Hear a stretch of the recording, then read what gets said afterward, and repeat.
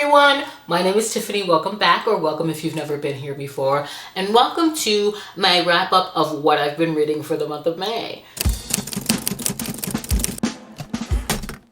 Now, if you are new here, then I always like to say as a reminder that I really prefer to wrap up books as I'm picking them up. So this is going to be done in clips. We're going to start out with the first three that I have for the month of May, starting with Confessions by Kanae Minato. This is a translated Japanese thriller that hooked me from the very beginning. While listening, it felt like I was being addressed as a student in this classroom, where our main character is resigning as a teacher. She's lamenting the death of her daughter and informing the room that she knows that someone among them has done it. This is told from multiple perspectives, a series of confessions, if you will, that are centered around the death of her daughter. And I just loved how this examines the limitations of law, what's moral and just, like what is true penance for the callous crime that was committed. I was fascinated. My eyes were bugging out by the end. And just how this talks about the cost, like the cost of social posturing, the cost of ego, the cost of legalese, trauma, grief. This really went there. It had an end that I was not expecting. I'm just gonna be honest, I was snapping in the end. If I could give this more than 5 stars. If I had a system that was higher than 5 stars, I would give it to this book, because I do not think it's going to be a book that I'll ever forget. And it was like the best possible way to start out this month. This book was absolutely standout in my opinion. Oh. Then, I saw Riley Marie reading An Elderly Woman is Up to No Good by Helene Tursten. This is a Swedish translated thriller, a prequel novella as well. We're following Maud, She's in her late 80s. She's living in her rent-free apartment that was left by her late father, minding her own business. And a very pushy and quite frankly uppity younger neighbor decides to, swindle her apartment from underneath her. And I was really here for the unaliving antics that Maud got up to in this book. I really was. Like, how dare she? How dare she? I was really here for what Maud had to do in order to take care of this problem. And I ultimately rated this 4 stars. I was in her corner in this. I also found it to be a bit comedic as well. But she was giving what she needed to give to garner and save her peace. I rated this 4 stars and it really it hit. I immediately went into the next book, An Elderly Woman Should Never Be Crossed. I believe that's what it's called. Let me check the title. I know you can see it, but An Elderly Lady Should Never Be Crossed. I enjoyed how this escalates. As I've said, in the first book, I was fully on board with Maud's mindset. It's almost like, how dare these entities and individuals see her as this frail, elderly woman that's incapable of stopping them from taking advantage of her, These things must be done. And in this book, Maud is traveling to Africa, and on her travels, we're getting flashbacks to her life story and learn that her way of taking care of her issues is patterned behavior. Oh my gosh. And as we're popping from her past story into the present, we also get to see how well and not so well she plays with others on this very expensive group African safari trip. And at the same time, we're also learning why she's taking this trip, when she's taking this trip. We've got a detective and a few characters that are on Maud's heels that may or may not be buying her act. I was riveted. This is also comedic in Maud's worldview, which is pretty cold, She has this very apathetic, almost impersonable demeanor, and yet underneath it, I think she almost surprises herself with her own need of human connection. and I could follow her for like 3 more books. I ended up rating this 4 stars as well. And again, like, I hope there are more. I hope more are coming. But I am having so much fun watching Maud navigate through life. It's just like, oh, you know what it is with Maud? I'm sorry, I'm gonna say this and then we'll bump to the future in the next clip. But Maud is the type of character that refuses to take the slight. She refuses to take the onslaught of wrongs against her. And it's just something that I love to follow, and I can get behind that. So I had a really good time with her. I will see you in the next clip when I've picked up more. So I am back with a bit of a stack, not so fresh off the page. So let's get back into it. Starting with my book of the month pick, Yours Truly by Abby Jimenez. This is following Brianna. She is the best friend of the heroine from Part of Your World. And Brianna has a lot going on. Okay, not only is she a physician, she's a recent divorcee. She recently found out that her ex-husband was having an affair with her best friend. Yes. And she's caretaking for her younger brother that's in need of a kidney transplant.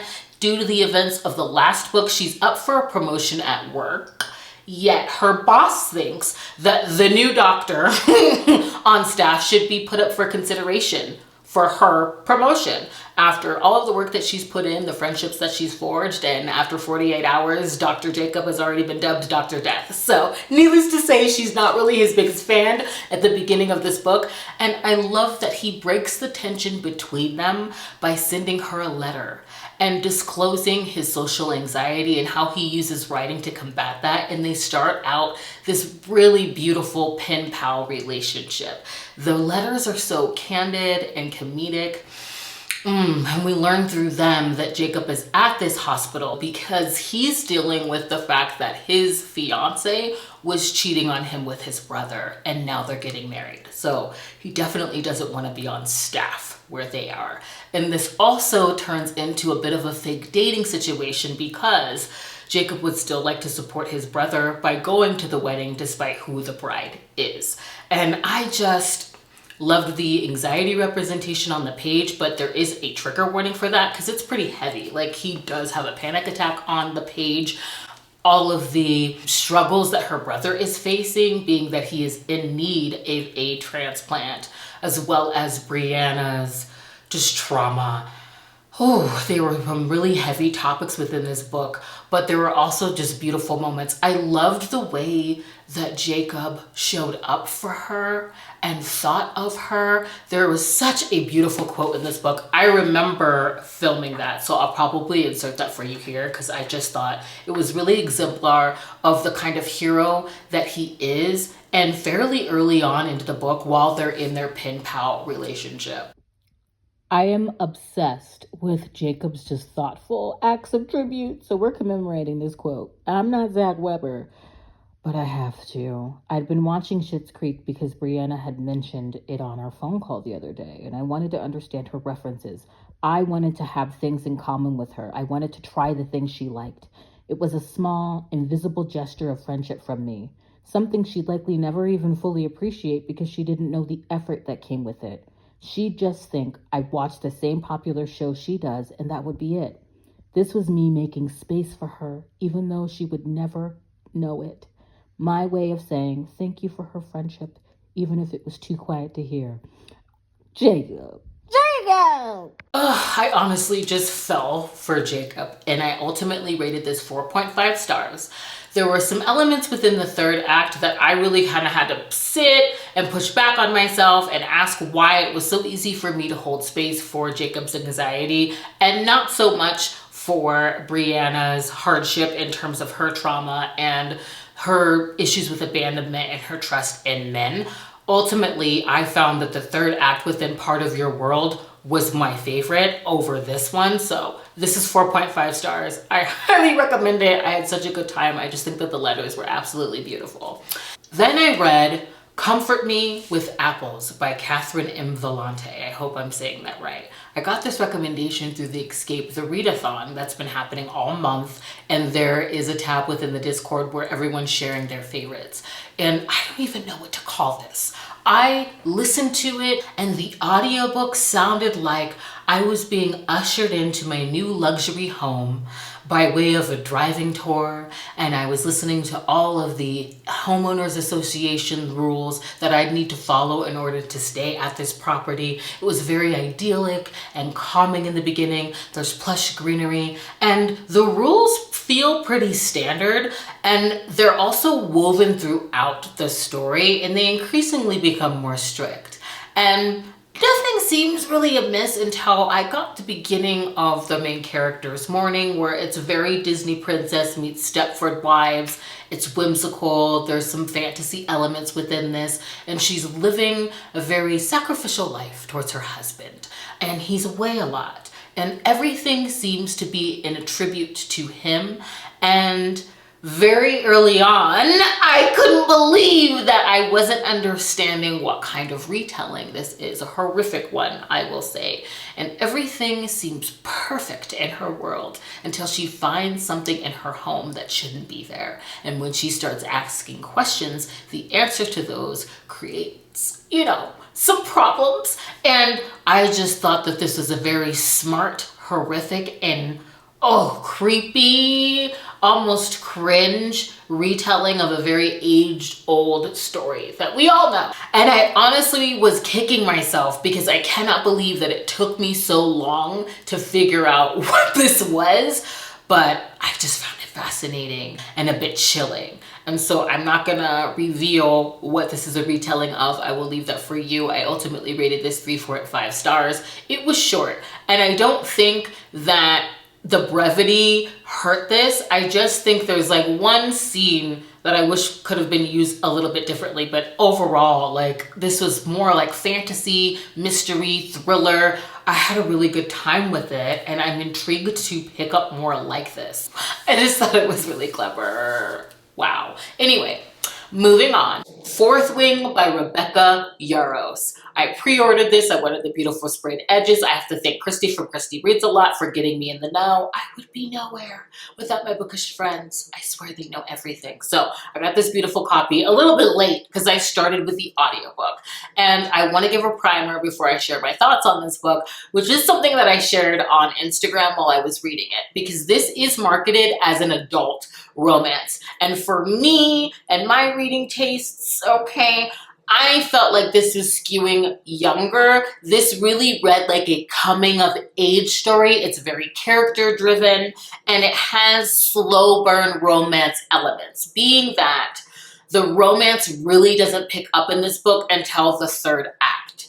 And I'll also say, I kept comparing it to Motherland, Fort Salem in terms of a TV show to book pairing, because instead of it being Salem witches going to War College to defend their national borders, it's dragon riders. And this also felt like it could really easily be adapted to television. So I just thought I'd give that example. And I will say, this also has a very low barrier for entry when it comes to fantasy, in my opinion. You are dropped right into the height of the action, along with Violet, where she is going to War College and she will be enlisting, is what it really read like, as a dragon rider. She is being forced to do so. She's trained to be a scribe all of her life. Her mother is very well known. She is highly mettled, and she's a general, and she wants her daughter to enlist, despite the fact that Violet does have a chronic illness. It is mentioned that she has issues with her ligaments. She's smaller in stature and frame, and this training is deadly. You either survive or you die. You're either able to pair with a dragon after going through training,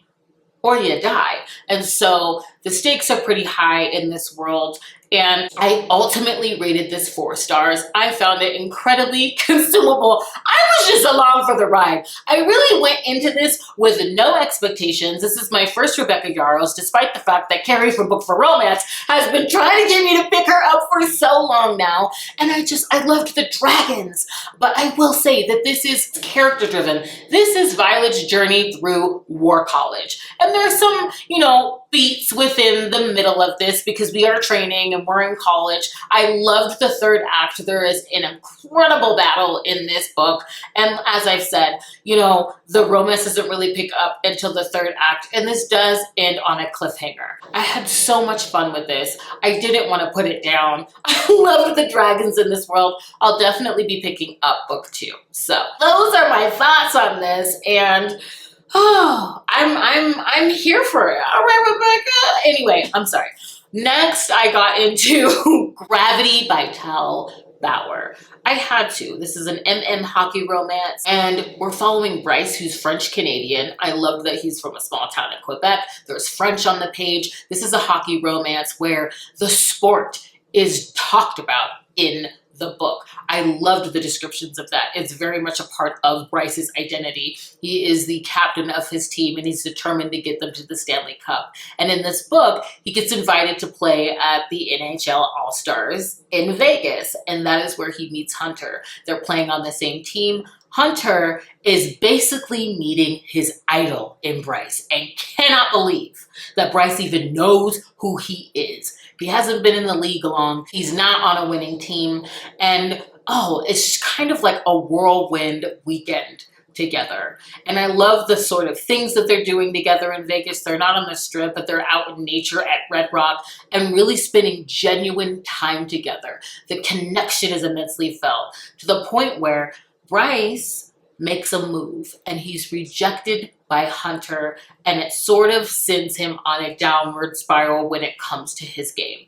And I think the way that he processes this helped with the red herring that I had with this book, which is there were really big emotions on the part of Bryce very early on in this book. It felt a little insta-lovey, yet when we travel with Bryce back home, when he's with his team, and how he explains that he can no longer trust himself the way that he sees himself or even his game.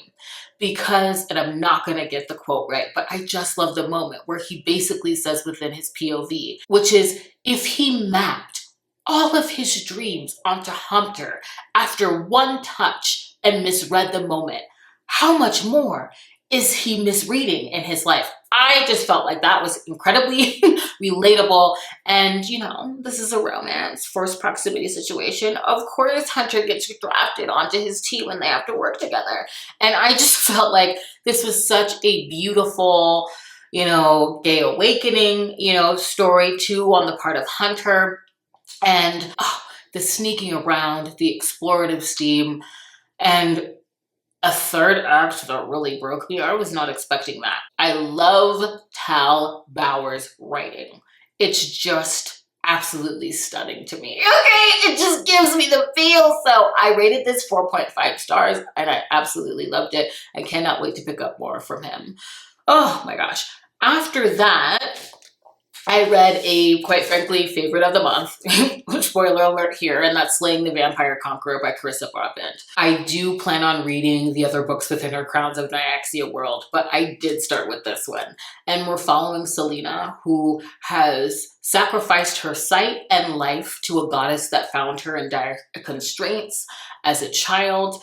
And with this life of service and connection comes great power that she's being tasked to use to basically assassinate Atreus, who is a vampiric king with horns, and he's quite literally conquering and slaughtering nations throughout their region. And this is the story about how she infiltrates their ranks by becoming his seer, and their slow burn, action-packed, road trip-esque romance. And I loved the way that the magic was described in this book because it's incredibly like organic feeling, the way that it looked, the way that it felt, the sacrifice. I loved that through this romance, they're forced into proximity on the road and they are falling for each other through the actions that they see in the other. That was so important within this book. It's what they can see. It's the character that they showcase.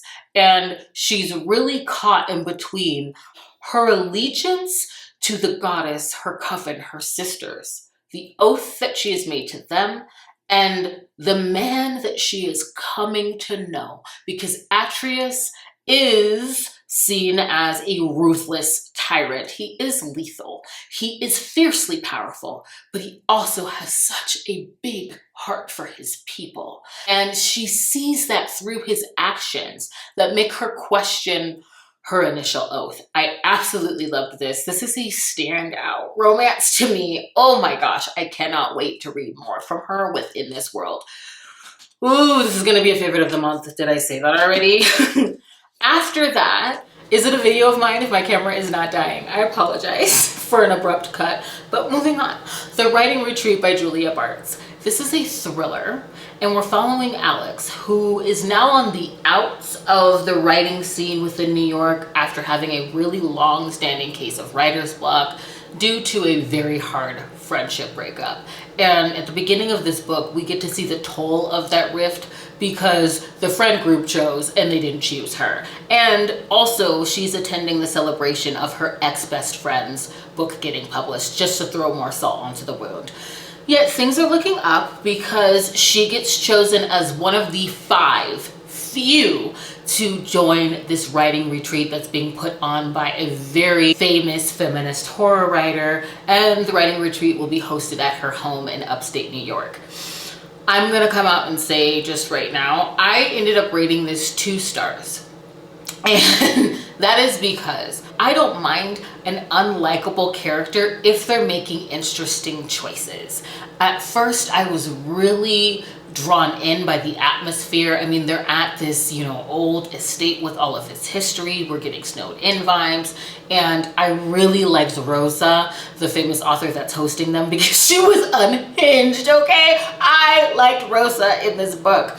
But I realized that I really needed to be invested in their whole frenemy situation, and I was not. The thriller aspect of this book doesn't really get ushered in until, I don't know, like 30% the way into the book. And there were elements in this that should have worked for me. Okay, there is a book within a book. The book that she's writing on this retreat is included, and that story could have been better. There were random sapphic moments thrown in there that felt a bit clunky. I didn't know if this wanted to be paranormal, and it felt like ultimately Alex was more of just a vehicle for the story, and I was bored. It had such a languid pace, and honestly I should have DNF'd it, but when I looked at where I was at in the audiobook, I was at 70% and figured, okay, let me just finish it. And I also don't mind suspending my disbelief if I'm being entertained, and this book just really wasn't for me.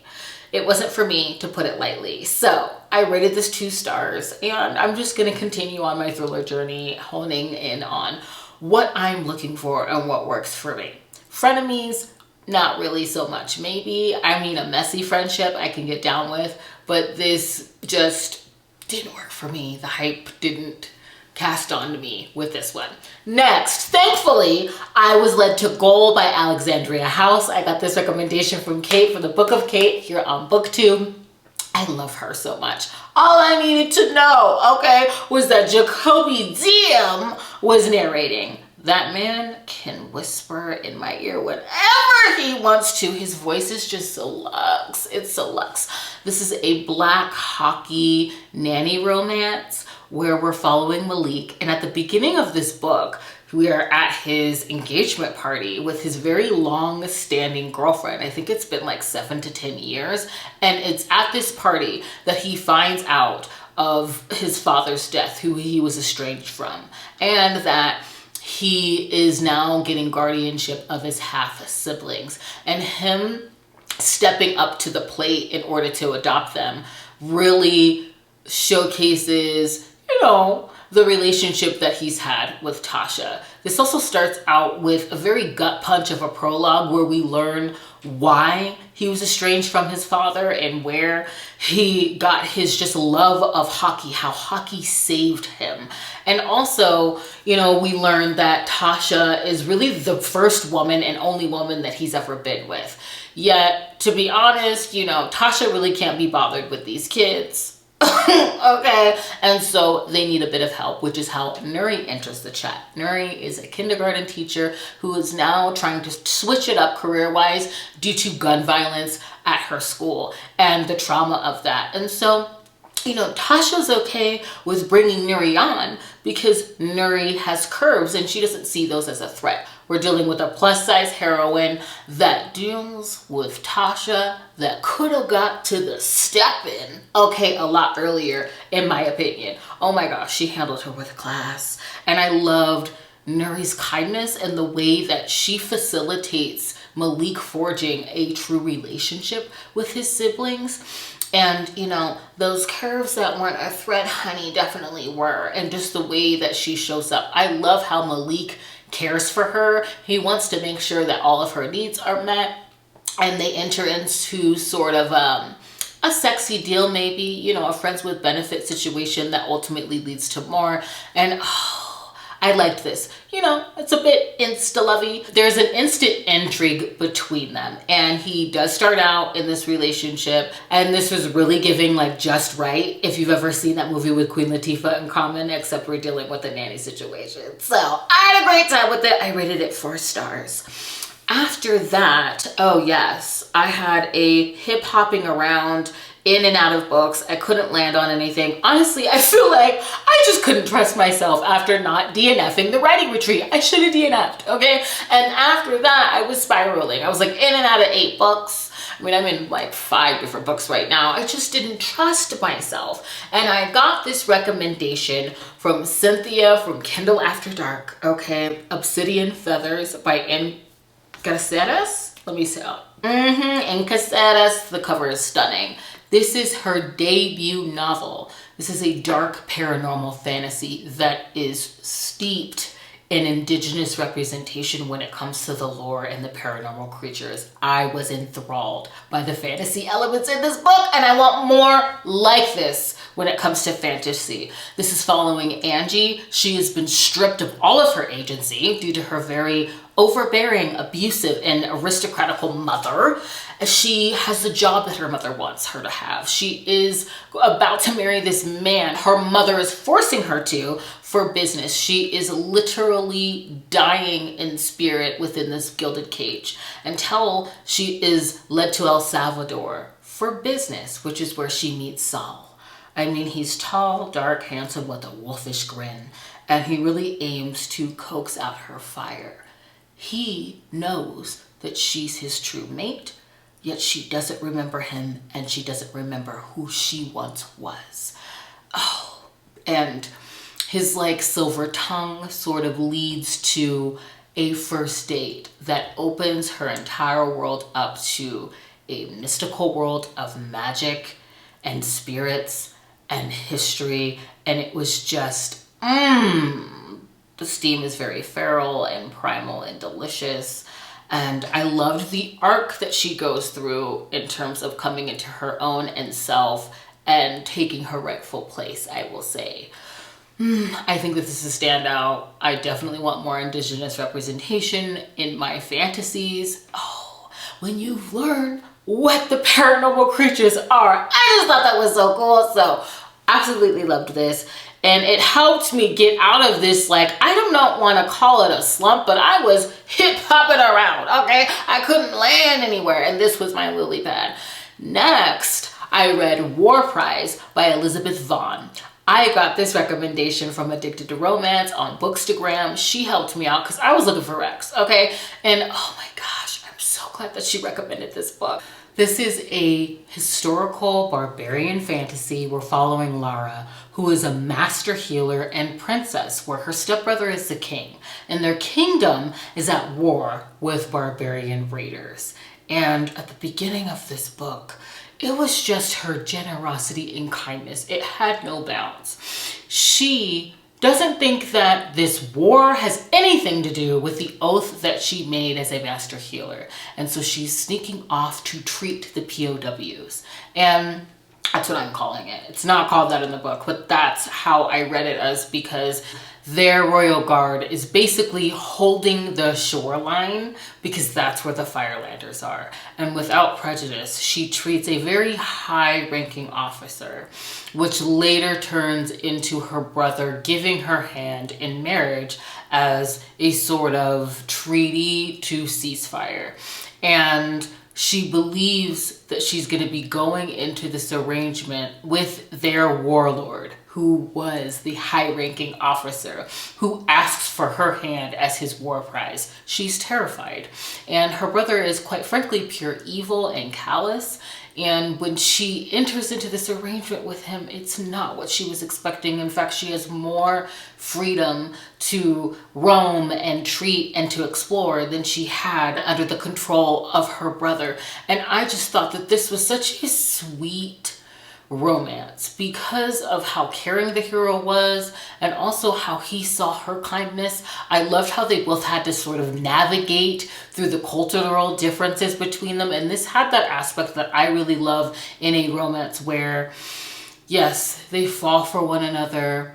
This is a friends to lovers. It felt like that, like captive almost to friends to lovers, where she learns what they mean when they say war prize. There's some magical elements, but it's also as if their love really can produce change because of their union. I absolutely loved this. I rated it 4.5 stars, and I want to continue on with the series. It was also very cozy, so I'm so happy that I picked it up. After that, I finally read Grim and Barrett by Juliette Cross. This is the last in the 6th book in the series, following her Savoy sisters, who are a coven and a comedic family that have brought me so much joy. This is Clara's book. She's our bookish witch who really wants to get this romance with Henry going. And after the events in Always Practice Safe Hex, I'm a lot more privy to what Grimms can do in this world. That's when it's introduced, so I won't spoil that for you. But we also learn of how Henry has this like debilitating pining for Clara, but he hasn't made his first move. And at the beginning of this book, okay, in true Southern woman fashion, she gets her baked goods together and she pays him a visit as an official invitation to her book club. Very suggestive, bringing over her goodies, if you will. And I just loved how she was so strategic about it. She's all sunshine. Henry's very broody. I love how we get more of his backstory. He's really pushed her away because he doesn't want to hurt her with what he can do as a Grimm. And oh, I just love how he can't help but accept the invitation. And I love how this has those elements of found family, just like it does throughout the series, where he's really brought into the fold. The way that he remarks and notes this sort of like intrusive, but also loving dynamics. And family is a big theme in this book when it comes to Henry and his backstory. That's definitely ushered into the plot. And it's funny that this entire time he's been pushing her sunshine out when that's the very thing that ends up coming in clutch, as well as his powers that he tried to keep from her when it comes to the peril in this book. This is very sweet and swoony, and it just had me all in my feels. I rated it 5 stars. If you have not picked this series up, it's the perfect time to do it. The series is complete. The audiobooks are out. They're on KU. It is such a fun, sweet, and sexy paranormal series. I'm telling you, if I could live in a bookish world, it would be in Juliette Cross's New Orleans. I could physically place myself. Like, and you know, like when people ask that question, because I've heard it come up, you know, from time to time, like what book world do you love or which one would you live in? That one, like directly would just work with my current lifestyle. Okay, I would be at the cauldron being serenaded by wolves. I would be getting my tarot decks in Palo Santo from them and getting like inked up by Violet. Anyway, I'm sorry. I absolutely love this world. I highly suggest you pick it up if you haven't already. After which I read Cursed Cocktails by S.L. Rowland. I picked this up because I wanted Legends of Latte feels, and this is a cozy mystery. It's a bit of like a little you know, romance element, but what I loved about this is that in the beginning, in the prologue, we get to see, I believe his name was Ronan, I'm not quite sure, but we get to see our hero as a blood mage in the height of battle. And I absolutely love the action sequence because what it showcases, not only his magic, but also just the big shift that it is for him to be in retirement. It substantiates the toll that his magic has taken on him. It shows us his sort of indentured servitude as a blood mage. There aren't very many of them. This is a hero that's dealing with chronic pain. This is a hero that's lucky to even be in a position to retire because blood mages don't live long. And so he is taking a trip to a warmer climate because it's rumored to help with his pain. And he's taking this notebook filled with cocktails from his father's travels along with him. And it's just such a beautiful, fun trip that he takes. He's eating the best food, okay? He's eating the most delicious cocktails. And he's reading the stories that his father left to him about the region. And when he makes it to the warmer climate, he meets this bartender and they end up going into business. And he goes through all of the problems that can arise when it comes to opening up a business in this tavern. And I also liked their connection as friends and the people that they meet along the way. And also the prejudice. You know, there's a bit of celebrity that comes with being a blood mage. Many have heard of them, they've never met one in person. And so I just had a good time with it, okay? It was a vibe. It was a vibe. It was a vibe. And I may even like it more. I like it more than Legends and Lattes. I definitely highly suggest to pick up Cursed Cocktails if you like Legends and Lattes. I'm pretty sure you're gonna like this one. But again, just like with Legends and Lattes, I mean, I was out here hunting down Cinnabons while I was reading Legends and Lattes, and this made me want like charcuterie. I ended up going with dim sum, but I'm just saying that you're gonna want to eat something while you're reading this book. I highly recommend it. I rated it 4 stars. I loved it. Next, I read Everyone in My Family Has Killed Someone by Benjamin Stevenson. I am so grateful to the Escape The Readathon because I got this from the library and I would have returned it without renewing if it weren't for one of the prompts. That's all I'll say, because all of them are different. We don't know when we are getting prompts, and when we get them, we don't know which one is going to unlock the door and move us into the next phase of this freaking creative extravaganza of Lexi. I'm gonna link her channel down below.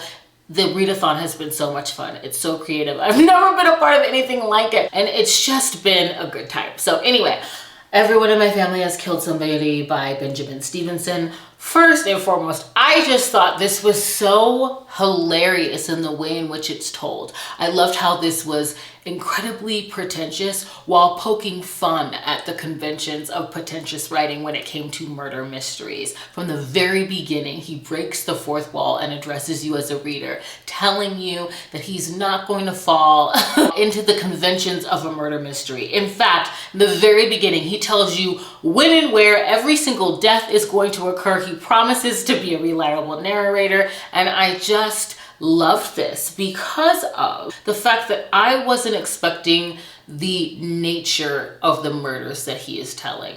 Everyone gets a chapter, including himself, and they all work together to, of course, solve a whodunit plot.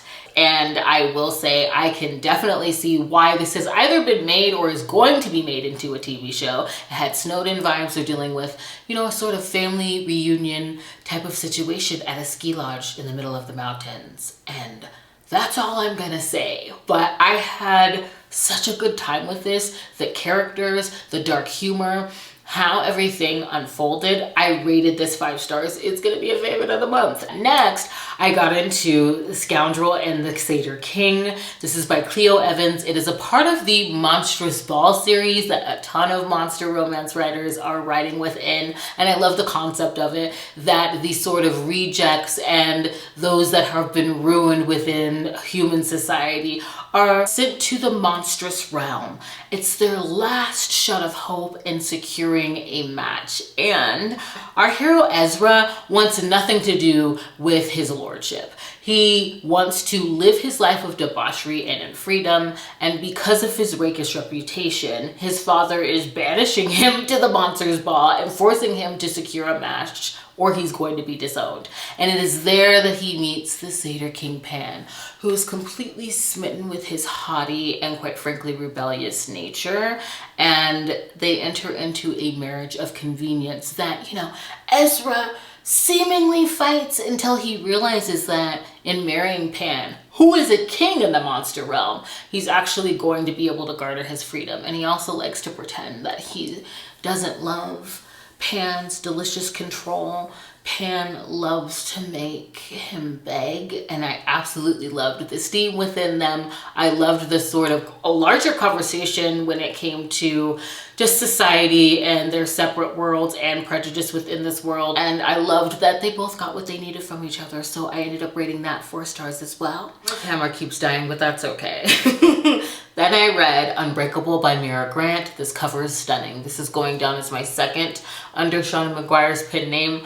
And this was a fantasy set in Japan. It's centered around really the aftermath of a teenage group of women that were called Unbreakable Starlight. They were imbued with magic and really made to defend the world. And this is covering the very dark and hard-hitting aftermath of that, where they're still being silenced by their government. They're very high action heist-like. I mean, the powers were so cool in this world. And almost the sort of world building and the ripple, it's like a ripple in their world that they're standing in the gap for everyone else. That was almost like above me. This was just kind of masterful in terms of the mechanics of it all. But this is truly about how their government glamorized that time. It is the toll that that service, really servitude, took on them, and how they are still being caged in terms of being silenced, their surveillance, the very messy friendship between the few that are remaining, and talks about loss and, like I said, the cost of their childhood being robbed of them. And so this is the slow, I don't know, rebellion in terms of the reveals on what happened. They might get back to avenging, they may or may not, but I really liked this. I rated this 4 stars. It's on the shorter side, so I'm gonna stop talking about it, but I liked the world, and it's kind of heavy. It's heavy and it goes there. Then I read Mother's Day In by Lee Jacquot. This is the next in her novella series that follow each holiday. This is a single mom age gap romance between a mother who is finally just going to take some time for herself with a staycation at the local inn, and she runs into a very tech-savvy, younger, once community pool lifeguard that she had a moment with, and her friends are playing matchmaker by getting her to hire him to fix her computer. And the time that she's really hoping to pamper and treat herself, he plans on using to woo her and show her that he may be younger, but he can definitely take care of her and her daughter. And this had a bit of a breeding kink. Consent was absolutely sexy. I was thoroughly entertained, and I had a great time with it. I read it on Mother's Day, okay? I rated it 4 stars. And then after which, honestly, I read Kennedy Ryan's Hoop Trilogy. That is going to be in a vlog coming out soon once I get to editing it. I just am coming off of the heels of that, truly. I don't talk about the books in my wrap-ups that I read for reading vlogs because I think that I'm already long-winded enough. But I do have a placeholder for that time period. Because of the Escape The Readathon, I went to an escape room with a very dear friend and coworker of mine, and she wanted to do a mini vlog of that experience. Really, she wanted to take over one of my vlogs, but I told her I would put it in one of my videos. So I'm gonna use that as a placeholder because I did go to that escape room while I was reading Kennedy Ryan's. She got me. It was like a gut punch. We'll get to that later in a separate video. But that freaking series is top tier. Spoiler alert. So anyway, we went to the escape room while I was reading that, and I'm just gonna pop you in to Monique's masterpiece, and I will see you when you get back. I have one more book to talk to you about. I read that after the Hoop Trilogy. She's really talented, gifted. I'm really excited about it. Hello, I am Monique. I am Tiffany's favorite coworker.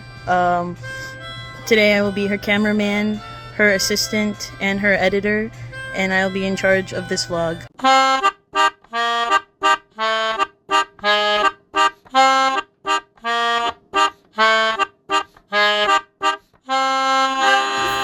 she is giving me $0 for this. Please like and subscribe so she can, pay me so I can afford a meal. Thank you.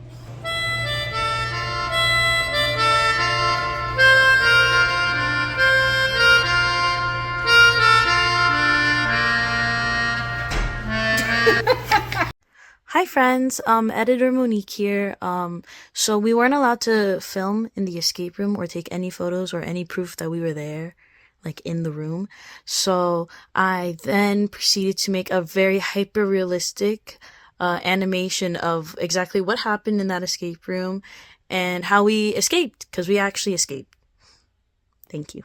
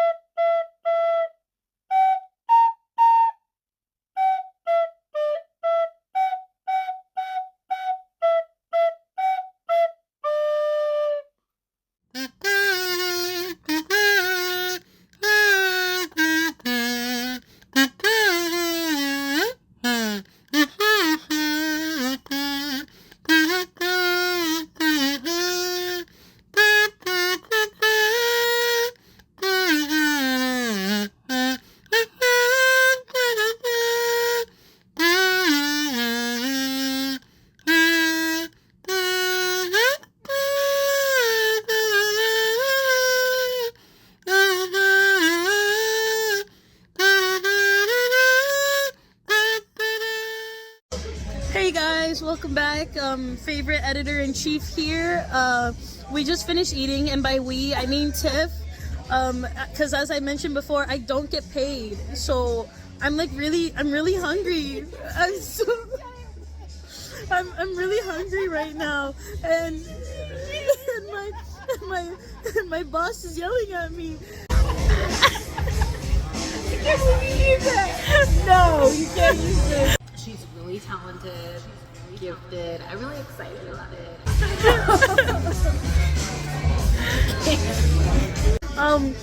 Like Tiff actually ordered like a sandwich, and she ate all the good parts of the sandwich and left me with just the crust. And that was my meal of today. But I will do anything for Queen Tiff because she pays my house bill. And by pays my house bill, she gives me $5 for rent. Please remember to like and subscribe and give her lots of money, because with that money, maybe she'll raise my paycheck from $5 to $10. Thank you.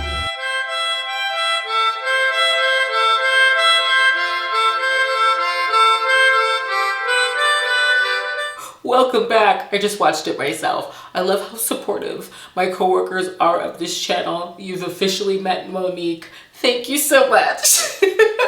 Lastly, okay, wrapping up with Legacy of Shadows by Tessa Hale. I got this audiobook from Forever and Always PR.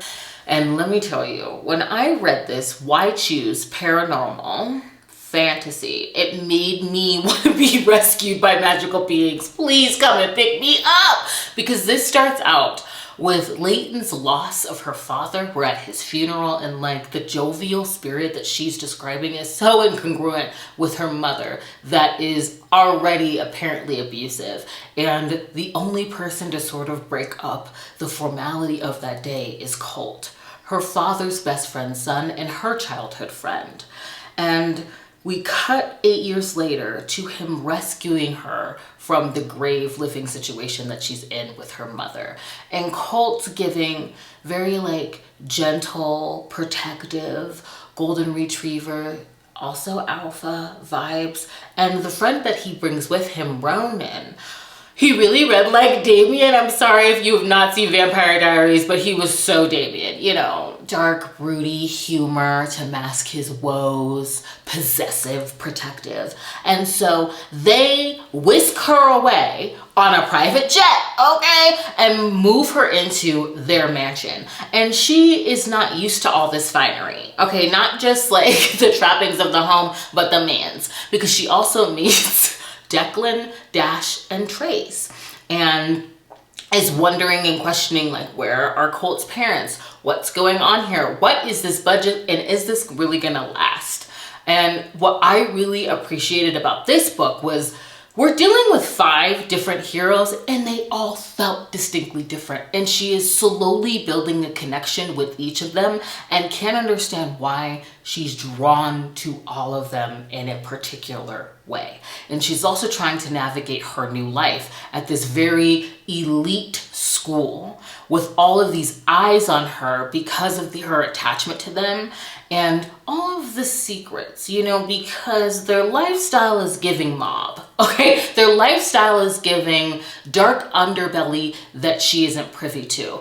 And I loved how protective they were of her, and they're very tight-lipped as to the magical reasons for why she needs protection. And it really takes like peril to pry those dang lips open. You know, they're keeping quiet for her own good. And there was that death drop of a cliffhanger. I need to know what happened next. But I truly loved reading her be cared for by them and her just coming into herself. Oh, I need to know what is happening after the 3rd act of this book. She has her own voice. She's standing up for herself. Like, I'm here for it. And again, I want to be whisked away by magical beings with a budget. I just had a really good time with this. I rated it 4 stars. I'll definitely be listening to the next one because it's already out. And this definitely was a slow burn. This had some steamy group moments towards the end of the book, and I just would like to continue. Okay, I just want to know what all is going and how pivotal she's going to be with them after some of those reveals. So I can't wait to read more.